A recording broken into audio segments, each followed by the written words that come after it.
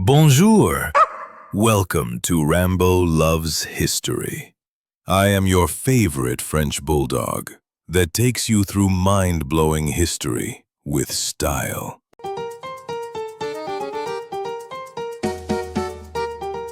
Welcome back to Rambeau Loves History. Here's something nobody tells you. In 711, Muslim armies conquered almost all of Spain in just 3 years. Then it took Christians 800 years to take it back. And that brutal reconquest, it created the Spanish Empire that would dominate the entire world. As a French dog, I can confirm, Spanish history makes French history look like a peaceful afternoon nap. Today, we're unraveling how Spain went from conquered territory to world conqueror. What we'll discover is that Spain's story is about resilience, reinvention, and the dangerous allure of empire. Deep within Spanish caves, our ancestors left messages that endured over 36,000 years. The Altamira paintings aren't primitive scrawls. They're sophisticated artistic achievements revealing people deeply connected to their environment. These ancient Iberians captured hunted beasts with skill unmatched for millennia. As centuries turned to millennia, the Iberian Peninsula became a crossroads. Native Iberians developed written scripts and built fortified settlements. Celts brought warrior culture and hilltop castros. Phoenicians established colonies with their purple dyes and advanced navigation. Greeks founded elegant cities bringing philosophy and architecture. But Carthage would first attempt domination. The Barcid family, Hamilcar, Hasdrubal, and Hannibal, saw Iberia as both prize and launching pad for their epic struggle against Rome. When young Hannibal swore eternal enmity against Rome, Spain's fate became intertwined with these Mediterranean titans. Rome's victory in the Punic Wars brought Hispania into the Roman fold, though conquest took 2 centuries. Fierce Celtiberian tribes, Lusitanians under Viriathus, and Cantabrians resisted with legendary determination. Yet once pacified, Hispania became Rome's most prosperous province. Latin replaced native tongues. Roman law brought order, and Roman engineering connected the peninsula with roads and aqueducts still inspiring awe today. The peninsula gave Rome great emperors, Trajan, Hadrian, and Theodosius. This Romanization ran so deep that when the Western Empire crumbled in the 5th century, its cultural DNA remained embedded in Iberian soil. The Visigoths who swept into Spain weren't mere barbarian destroyers. These Germanic warriors had absorbed Roman culture, creating a fusion that was uniquely Iberian. Yet their kingdom suffered a fatal weakness, an elective monarchy making succession a perpetual crisis. Think of it as medieval Game of Thrones, but with worse weather. When King Witiza died in 710, the succession dispute created perfect opportunity for outside intervention. Count Julian invited the Muslim governor of North Africa to intervene. Now here's where it gets wild. What followed was one of history's most spectacular conquests. In 711, Tariq ibn Ziyad landed with 7,000 Berber warriors at the rock bearing his name, Jabal Tariq, Gibraltar. At the Battle of Guadalete, the Visigothic kingdom died in a single day. Within 3 years, Muslim forces conquered nearly the entire peninsula.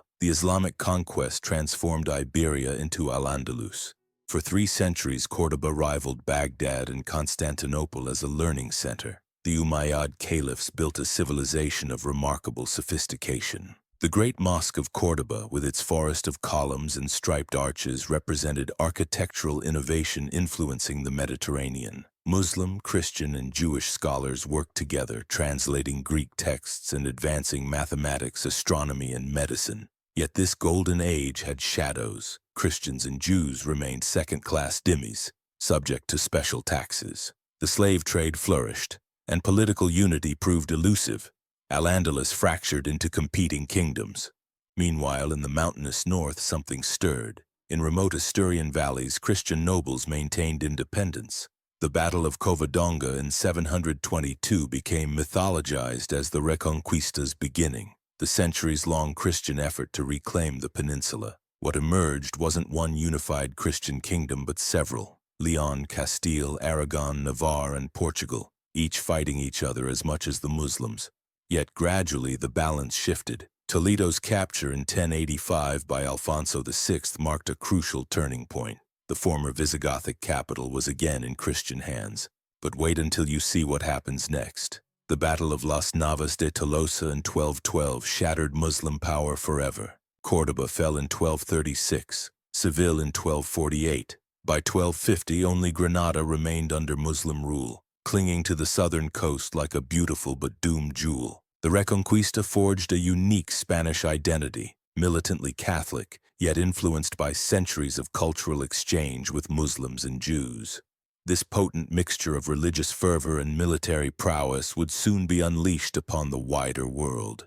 Ferdinand of Aragon and Isabella of Castile's marriage in 1469 created a union transforming Spain into unified power. These Catholic monarchs created the Spanish Inquisition to ensure converts were sincere. The Inquisition's methods, secret denunciations, torture, public executions, cast a dark shadow lasting centuries, not Spain's finest hour, to put it mildly. In 1492, that miraculous and terrible year, three events transformed Spain forever. First, Granada fell, completing the Reconquista after 8 centuries. Second, they expelled all Jews who refused conversion, losing perhaps 200,000 productive subjects. Third, Christopher Columbus sailed west, seeking the Indies, and found instead a new world. And here's where Spain becomes unstoppable. The Spanish conquest of the Americas combined medieval crusading zeal with Renaissance ambition. Conquistadors like Cortés and Pizarro toppled vast empires with tiny forces through superior technology, indigenous allies, and devastating diseases. The wealth that flowed back, silver from Potosi, gold from Mexico, made Spain Europe's superpower. Under Charles V and Philip II, Spain reached its zenith. Charles's inheritance included not just Spain and its growing American empire, but also the Netherlands, much of Italy, and the title of Holy Roman Emperor. Philip II ruled an empire where the sun literally never set, from the Philippines to Peru. Spanish tercios dominated European battlefields. The Spanish Navy ruled the waves after Lepanto against the Ottomans in 1571. Spanish culture entered its Siglo de Oro, Golden Age. This was the era of Cervantes and Don Quixote, El Greco's mystical paintings, Velázquez's portraits, and Lope de Vega's theatrical innovations. Spanish fashion and piety set the standard for Catholic Europe, yet Spain's strength contained seeds of decline. American silver caused devastating inflation. Expelling Jews and Moriscos deprived Spain of skilled artisans and merchants. Maintaining a global empire and fighting endless wars drained the treasury faster than American silver could fill it. The Spanish Armada's destruction in 1588 symbolized the beginning of the end. The War of Spanish Succession from 1701 to 1714 marked Spain's fall from great power status. When childless Charles II died, Europe's powers fought over the Spanish throne. The conclusion saw a French Bourbon on the throne but stripped Spain of European possessions.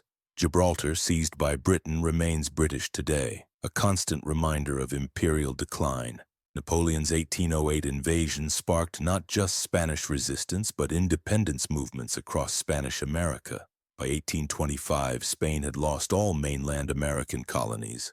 The 19th century was a catastrophe of civil wars and military coups. Spain, once Europe's superpower, became its sick man. The Spanish-American War of 1898 delivered final humiliation. The United States crushed Spanish forces in Cuba and the Philippines. Loss of these last colonies forced painful questions about Spanish identity. The Spanish Civil War from 1936 to 1939 became a proxy battle between fascism and communism, with 500,000 dead. Franco's victory inaugurated 40 years of dictatorship. Since Franco's death in 1975, Spain transformed into prosperous democracy, integrated into the EU and NATO. Yet old tensions persist: Catalonian and Basque nationalism, civil war memory, questions about Spanish identity. Spain's journey from conquered to conqueror, from empire to democracy, offers profound lessons. The Spain that expelled Jews and Muslims now struggles to integrate new immigrants.